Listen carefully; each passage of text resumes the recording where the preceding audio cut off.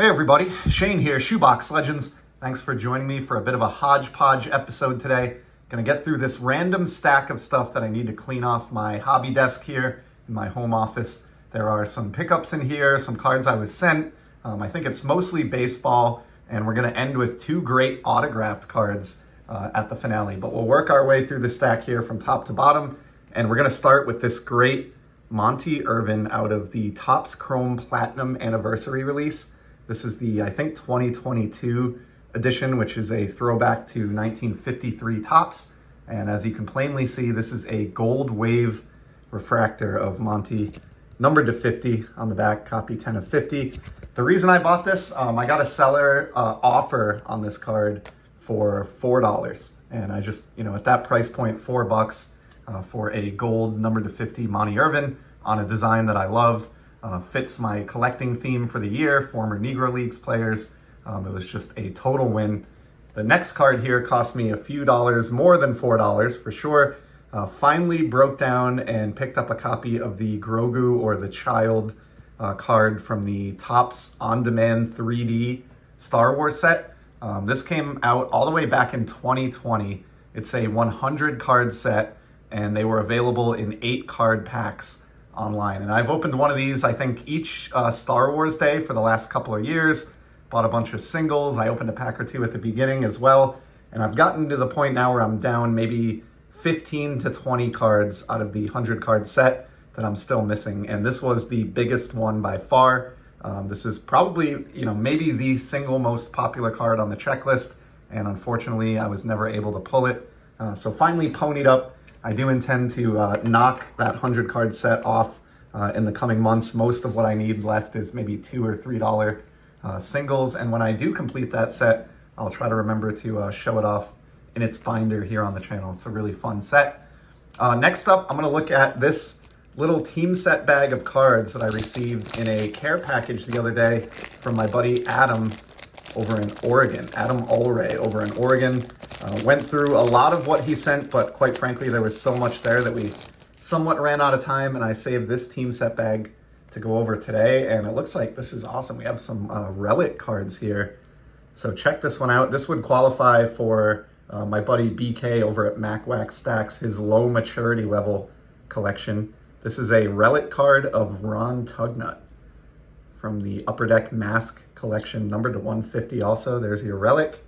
That's really cool. This is from his time with the Columbus Blue Jackets, which quite honestly, I had completely forgotten that he spent time with them as a franchise.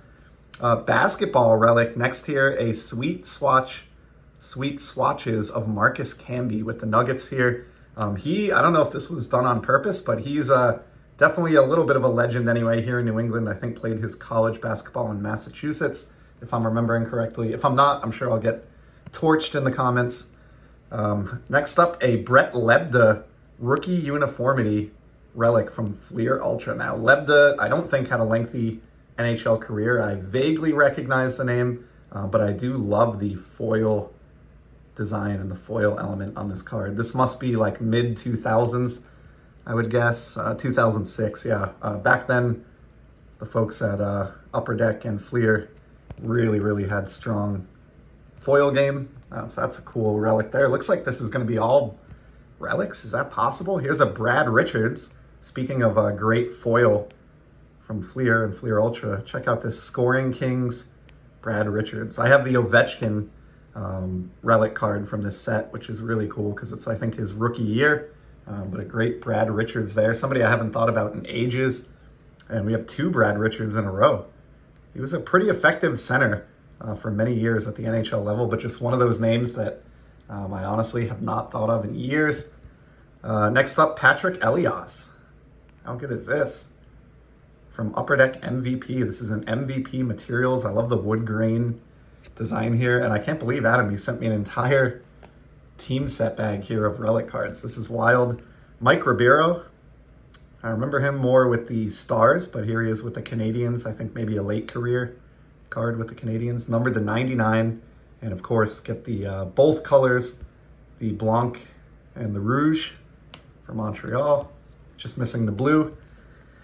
We got an Ole Christian Tollefson and Rostislav Klesla dual relic here.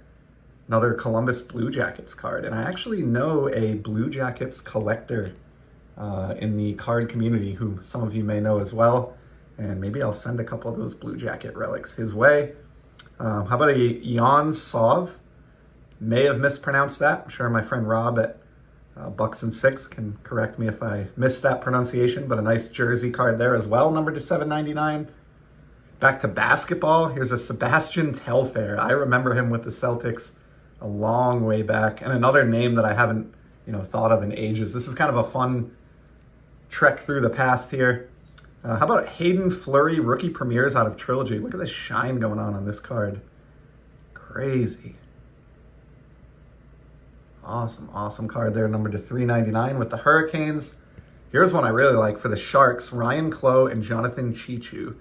Dual relic, and it's that great, very recognizable San Jose Sharks teal color from like the early 90s, all the way really to present day. Love that. And Chichu had at least one really, really good season, like almost like statistical anomaly type season. I want to say he scored like 40 or 50 goals, if I'm remembering correctly. Going off the cuff here, so apologize if I get any of this wrong. Mika Alatalo, have never heard of him, with the now defunct Phoenix or Arizona Coyotes, and I love that logo. Couldn't stand this uniform and logo during the team's existence, but I've mentioned this in a prior video. I kind of feel for that franchise now as they're going through what we went through with the Hartford Whalers, almost 30 years ago. Here's an Alexei Zamnov, really good player at the NHL level, with the Blackhawks numbered out of 1135 and another relic. And yeah, this truly turned out to be an entire team set bag full of relics. Here's a Mark Denis MVP materials, same insert set or relic set that we saw earlier. And then we've got two more to close it out. Philip Larson and Sean Horkoff game worn gear, dual relic out of Panini's Titanium release. So this is over 10 years old now, from back when Panini used to have an NHL license. And then we close out with a Donruss Elite New Breed Patrick Weircock of the Ottawa Senators. So what a great red relic on that one. And what just an impressive stack here of nothing but relic cards from Adam. And that will conclude the care package that Adam sent my way. So much awesomeness there. So thank you again, Adam. And now next up, I have a small stack here that I need to file away of 1955 Topps baseball singles. You've probably seen me pull some of these, not these exact cards, but cards from this set in similar condition to these out of cheese box rummages in the past. And what's happened is, over the years, I've picked up enough between ComC and locally at $1 or so each price point that I've started to accumulate a good deal of this set. And I'm fortunate enough to have the Clemente and Koufax rookie cards, which are the two biggest obstacles. I do still need the Willie Mays and many other Hall of Famers, and the high numbers are pretty rough. Even though this set is not very deep, it's only about 200 cards and change. I think 206, 208, something like that. There are a lot of big names. This is a cool one. Bought this many years back, this Jim Pendleton, but only realized this year in the research that I've been doing that he is a bridge player who officially began his career in the Negro Leagues before migrating to Major League Baseball. So this card has kind of an extra cool factor now that I wouldn't have recognized previously. Really happy to have that one. It's one I would have been chasing down this year had I not already had it. Got a New York Giants Bobby Hoffman here. And again, all of these are not exactly the greatest condition, but they display nicely, and they were all had for like $1 each. Herm Weimeyer, Ed McGee, way off center. Would probably try to upgrade that one someday if I do go after the set. And then Tom Qualters. And I've just kind of been dragging my feet on this. I'll pick up a card here or there, and I've sort of been in indecisive mode on whether or not to pursue this set for a long time. So there's no rush, thankfully. The hobby is a marathon, not a sprint. So for now, I just keep what I've accumulated. I'll file all these away. And I think there are a few more yet to be pulled back there in the Wilson's certified cheese box. And I'll kick that can down the road when it comes to making the determination on chasing that set or not.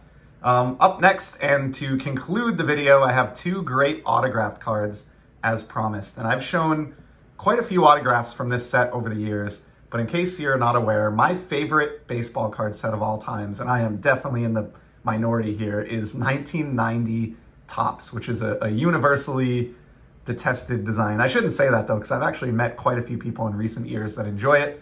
It was the first set that I ever opened packs of, and I'm always looking for more ways to collect it. Obviously, you can go out and buy a complete set for probably $10 or less than it would cost to ship it online or at a card show and be done with it. And I do have a complete set, but I want to continue to enjoy the set. And one of the ways I do that is autographed cards. And a great source for these is the Archive Signature Series release. And I think there are multiple different Archive Signature Series releases that come out every year now. These are one card packs where you get an autographed, encased, stamped buyback card. And you pay, whatever the asking price is, say it's $70 for a box, and you get a single card inside that box. So it's a big gamble. I do not open that product, but I do routinely search the secondary market to try to find examples of autographs that I want for my collection. And in the case of today's two, 1990 Topps autos. So I got this Kent Hrbek, awesome signature there, card that I remember fondly from collecting this set all the way back in the summer of 1990. This is numbered to 31. And also, obviously, as a lover of buybacks, these just check a lot of boxes for me. Always looking to add more, but they're not super easy to come by.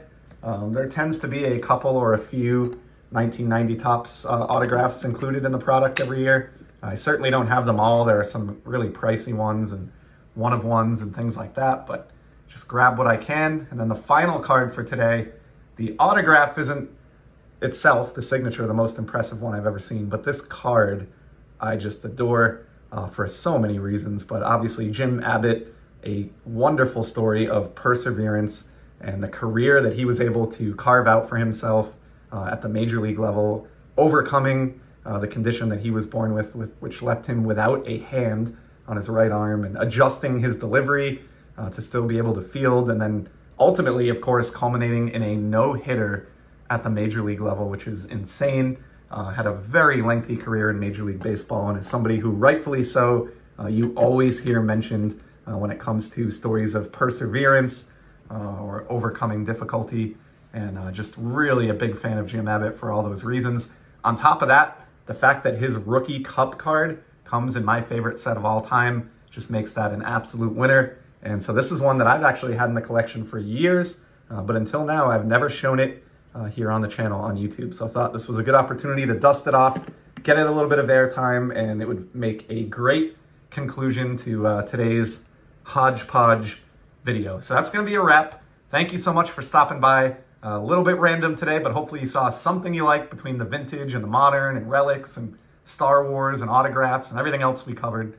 But regardless, I'll be back soon, as you know, with some more content. And until then, hope you all enjoy the hobby. Take care.